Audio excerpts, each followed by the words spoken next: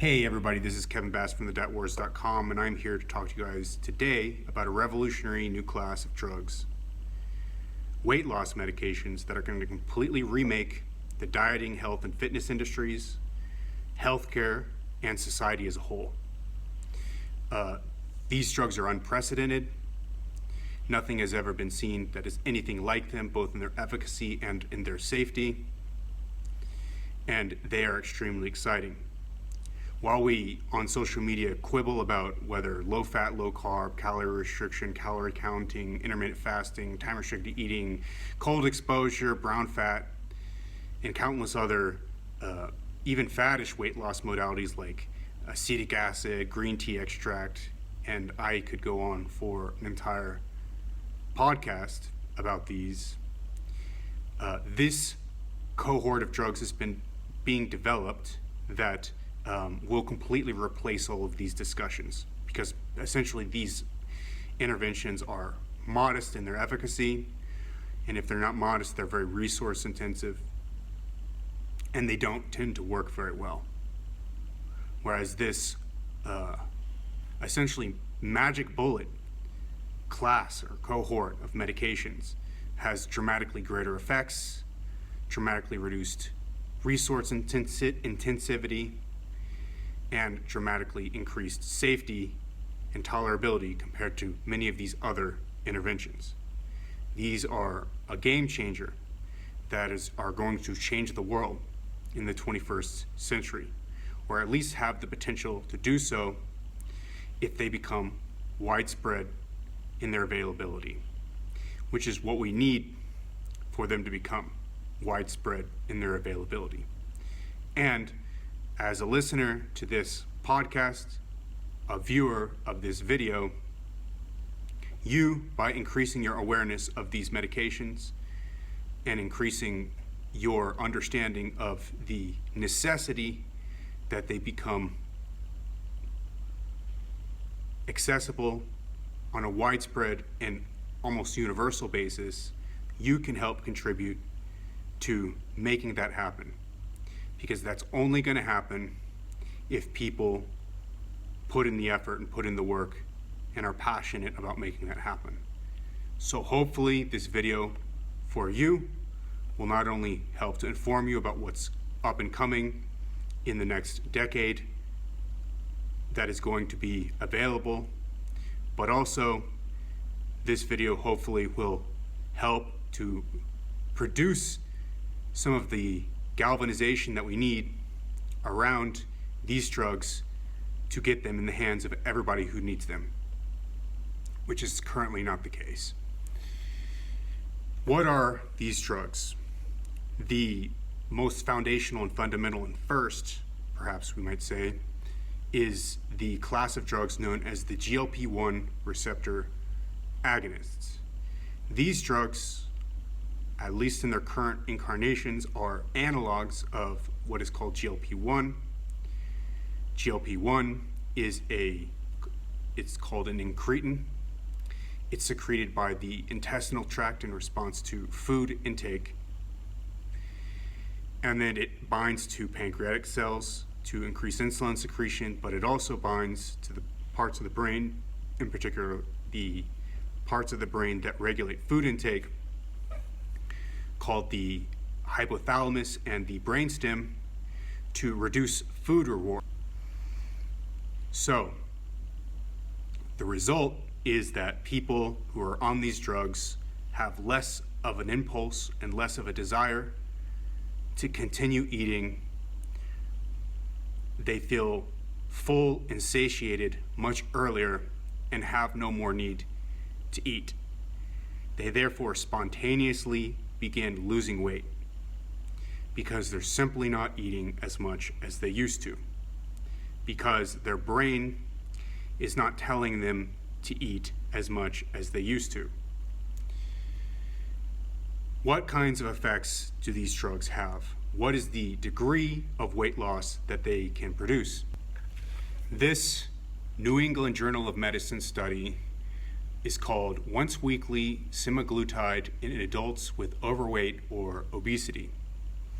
Semaglutide is a GLP-1 receptor agonist. It binds the GLP-1 receptor and activates it in the brain in particular. This particular study was published in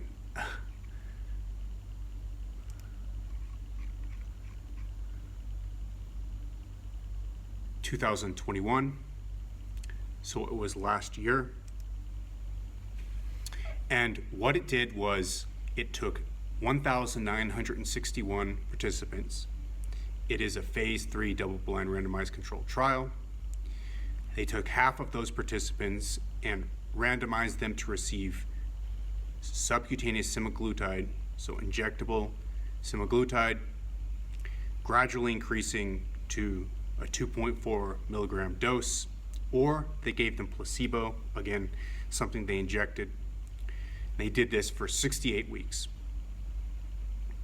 And they all received some counseling as well.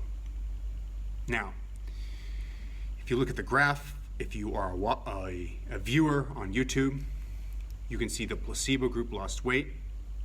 That's consistent with them having received counseling intervention involving diet and exercise. They lost about 3% of their weight. And as obese people, and in this case with a BMI above 30 or 27 if they have pre-existing comorbidities, that's not that much. 3% of body weight is not much, but if you're given diet and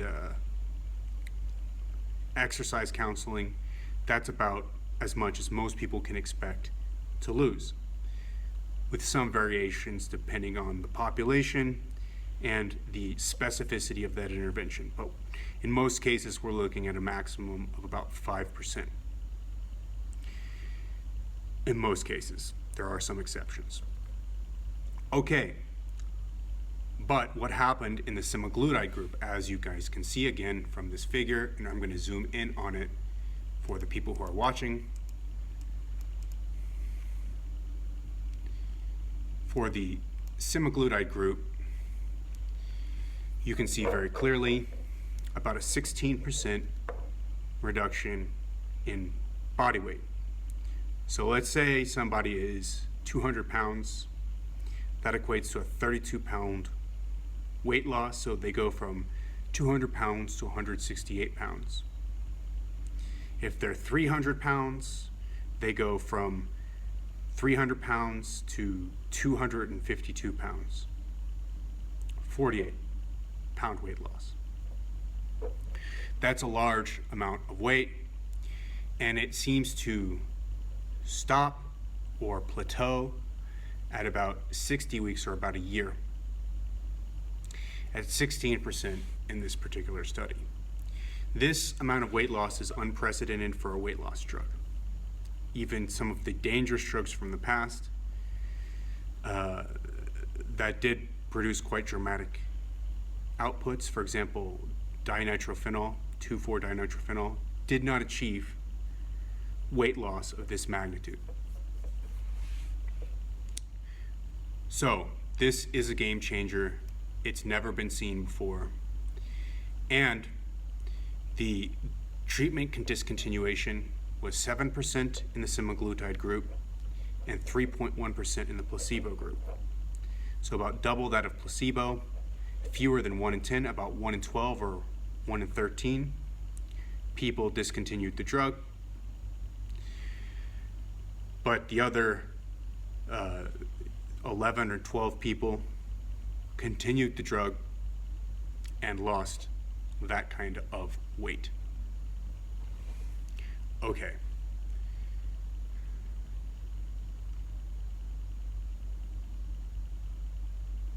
So, the next study I want to talk about is from a Journal of the American Medical Association article.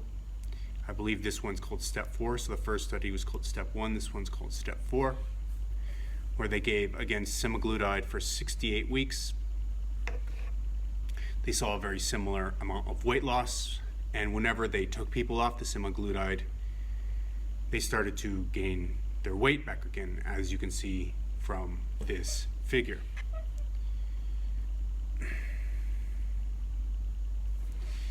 Again, we're seeing weight loss on the order of 16%, in this case perhaps even greater if they went out longer, 18, 19, 20% with semaglutide alone. Here's where things get even more interesting. Here is a short study on semaglutide plus an amyloid analog called cagrilintide, also I believe injected subcutaneously. They took several different cohorts and did a dose response study, but in the highest dose, cagrilintide plus semaglutide, at 20 weeks, they saw a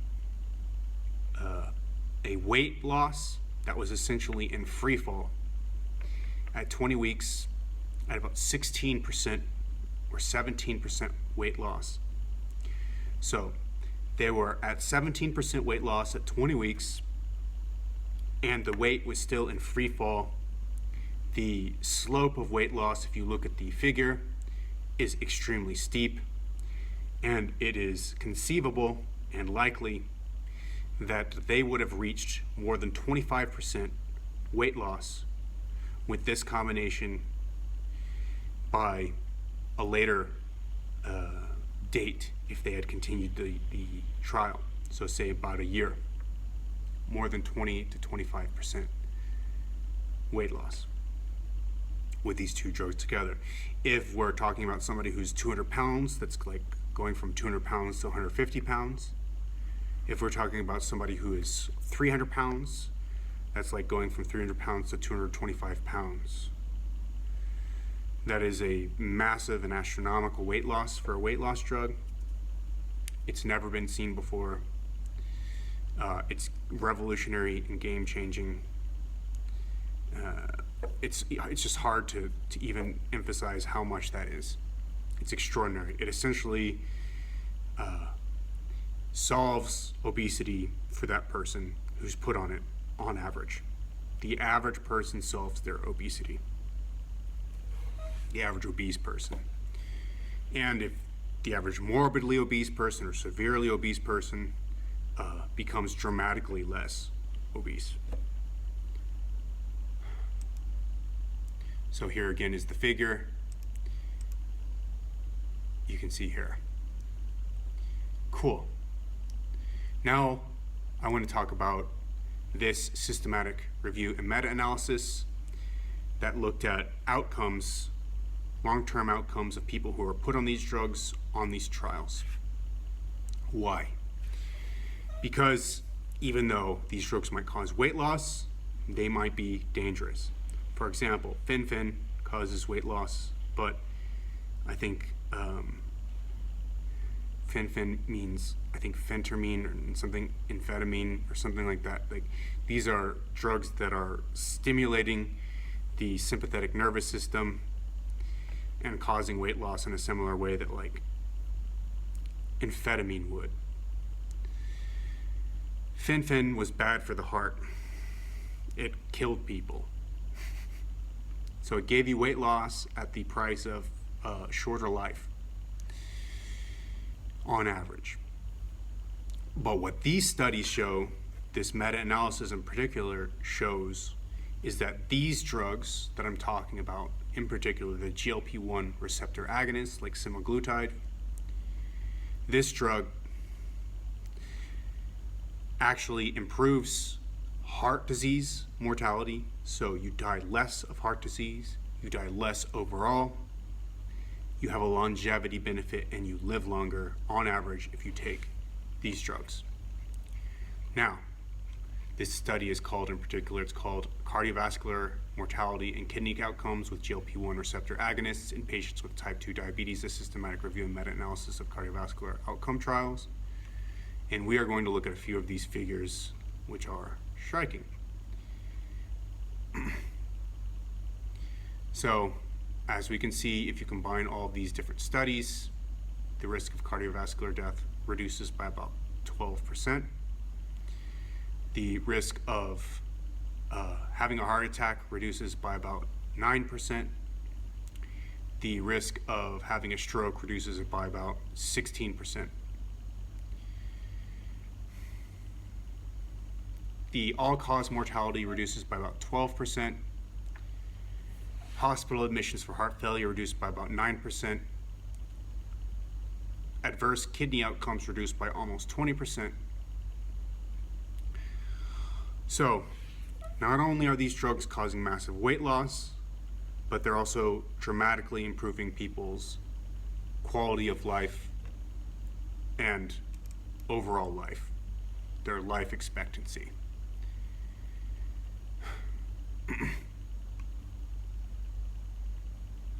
It's possible that longer periods of time on these drugs and sustained weight loss may see even greater benefits to these outcomes as the more healthy state causes further protection. So you may see compounding benefits over time. Cool. Let's see what else we got to talk about. Okay.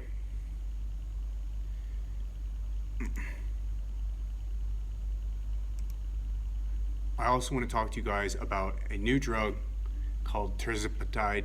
Terzepatide, I don't know how to pronounce it. I think it's Terzepatide. It's another GLP-1 receptor agonist. And surprise, surprise, it actually works better than Semaglutide. So we're seeing by itself monotherapy with Semaglutide, 16% weight loss, 17% weight loss, 18 maybe. Terzepatide is a new trial that is being conducted. It's called Surmount-1. I believe it's been completed, at least the main interventional part of the trial. I think there's a follow-up as well for other outcomes. It was completed this month, and the results are going to come out this year, showing it is expected better efficacy than Semaglutide, maybe on the order of 20% plus with monotherapy, no other drug. And now you can imagine if you add cagrilintide on top of that, Terzepatide, we're talking maybe up to 30% weight loss on average. Cool. Okay, let's talk about another drug that's also coming out that may also be another game changer. And I would like to take this one because it's more than just a fat loss drug. It's called Bimagrumab, which sounds like the name of a troll or some sort of orc from a Tolkien movie, The Lord of the Rings, but my friends, it is not. It is, in fact, an antibody that binds to activin type 2 receptors and stimulates muscle growth. And by stimulating muscle growth, it repartitions incoming energy, calories, to muscle and away from fat, and it causes a reduction in fat mass and an increase in muscle mass in people who take it. This is revolutionary because, well, you're dramatically improving body composition, and I want some of this. Let's look at some of the outcome data. So in people who had a baseline of about 35 kilograms of fat mass, by about a year, they had a loss of about 7 or 8 kilograms of that. So 8 kilograms of fat mass translates to about almost 20 pounds of body fat, like 17 or 18 or 19 pounds.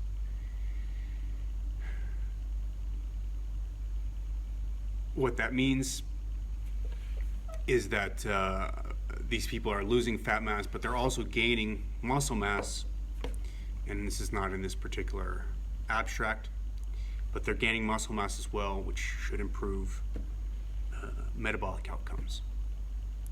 This might be something that everybody could take to a certain degree, or people with sarcopenia could take as well. It's pretty awesome. We're going to have new trials coming up on this drug that are much larger, that are going to further demonstrate its efficacy in much larger populations of patients. What else we got? In addition, there are some new studies coming out, some small randomized controlled trials in people with diabetes, and larger trials pending of small molecule versions of semaglutide. So it's important to note semaglutide is a protein. It's a peptide that was engineered in a lab, probably in bacteria. Probably you have bacteria that are specially produced to produce this peptide in mass, and then it's purified from the bacteria, and that's turned into, well, that is semaglutide, or maybe there's some further modifications and that becomes semaglutide. This, on the other hand, is a drug that binds to the GLP-1 receptor. It's not a peptide. It's a drug that simply activates the GLP-1 receptor.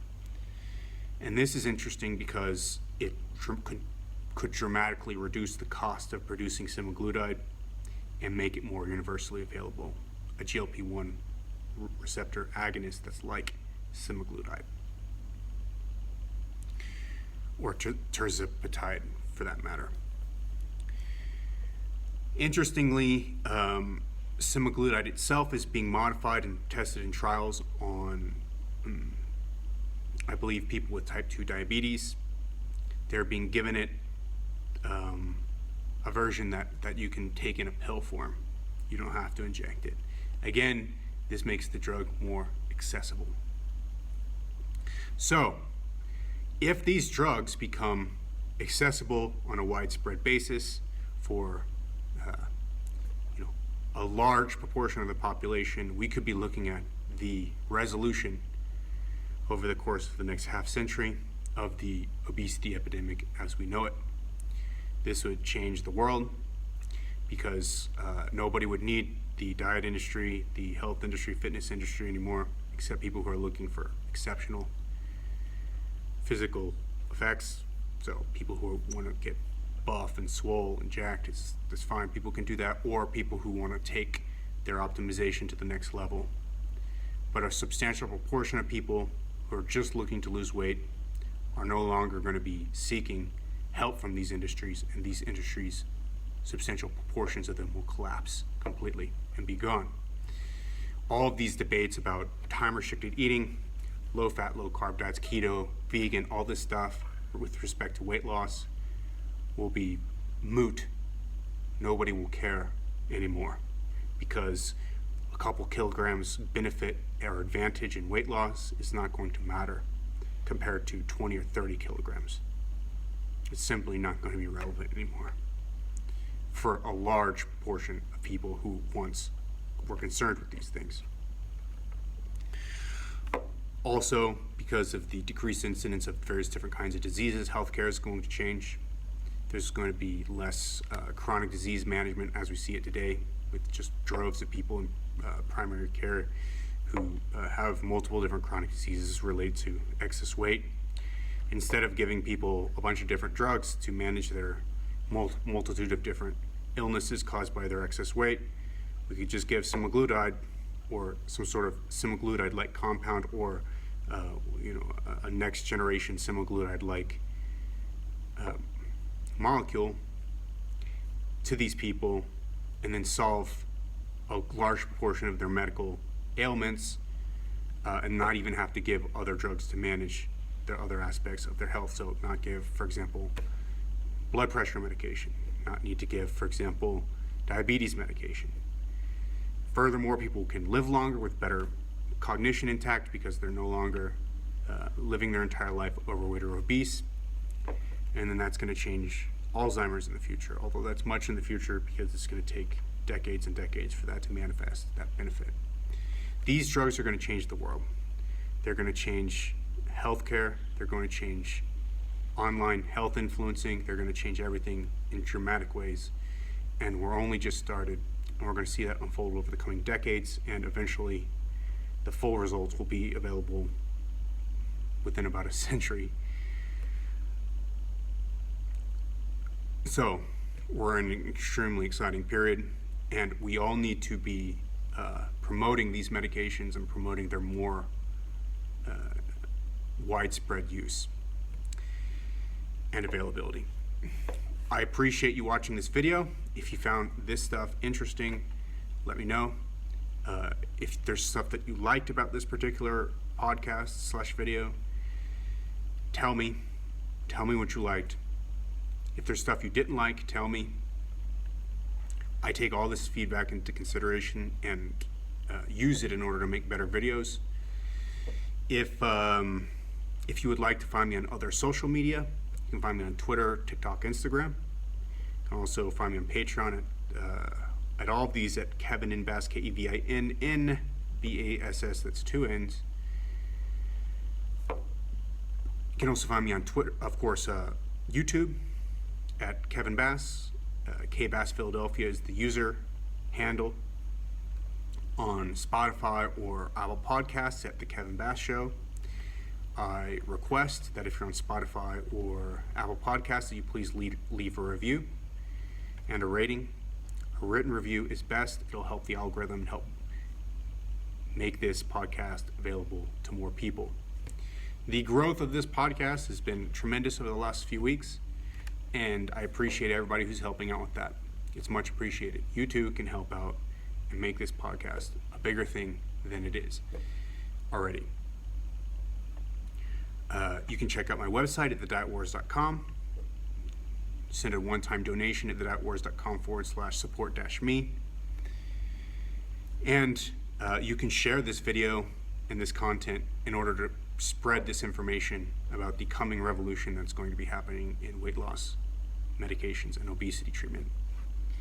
And to try to encourage policymakers and other people to make this more available on a more widespread basis.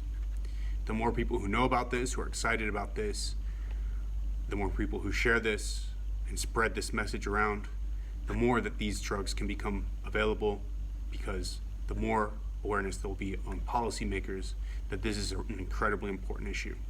Perhaps the most important issue in healthcare is making these drugs available on a widespread basis. That is not an exaggeration. It's probably the most important issue in healthcare, is making these drugs universally available, maybe even over the counter. Hope you liked the video. See you in the next one. Check it out. Peace.